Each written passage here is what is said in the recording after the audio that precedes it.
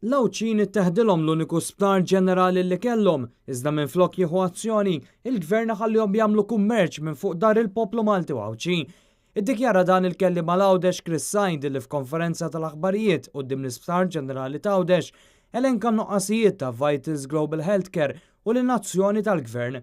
Chris Sajd staqsa x'qed iżomm lill-Gvern milli jieħu lura l-isptarijiet taħt idejh. Għaliex il-Gvern ma ħax lura l-isptarijiet hemm bażi anke legali ċara fuq xi jieħu lura dawn l-isptarijiet u jerġa' jagħtihom lura lill-poplu Malti u Awċi. Għalfejn il-Gvern se jkompli jilab bis-saħħa tal-poplu Malti u Awċi. U l-aħħar appell huwa wkoll lid-deputati laburisti Awċin li għandhom responsabilità l-elettorat li eleġġihom it-tlet deputati laburisti eletti minn Għawdex li huma wkoll jitkellmu hawn maħniex qed nitkellmu fuq kwalunkwa proġett, hawn qed nitkellmu fuq is-saħħa tal-Awċin, l-aktar ħaġa għażiża li għandna. Chris Sajd kien akkumpanjat minn Fredrika Zoppardi, kellim tal-Oppożizzjoni dwar l-edukazzjoni u l-affarijiet soċjali f'Għawdex li qal li minħabba Vitals il-poplu Awċi spiċċa jgħix f'gidba. Il-poplu Awċi fil-preżent qed jgħix gidba.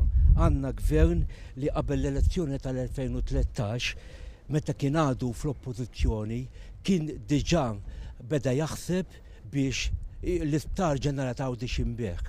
Kanna gvern li l-ewwel ħaġa li għamel kif tela fil-gvern kien li neħħa l-responsabiltajiet tal-Ministeru għal Għawdex u neħħielu l-responsabiltajiet tal-edukazzjoni u s-saħħa.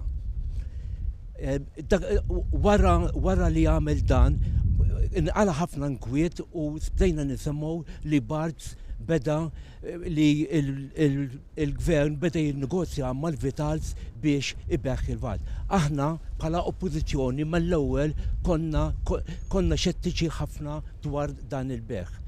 L-appell tal-Partit Nazzjonalista jibqa' lill-isptarijiet lokali li kienu tal-poplu Malti u Awċi jirritornaw għand il-pubbliku biex ikun żgurat li jingħata l-aqwa servizz possibbli.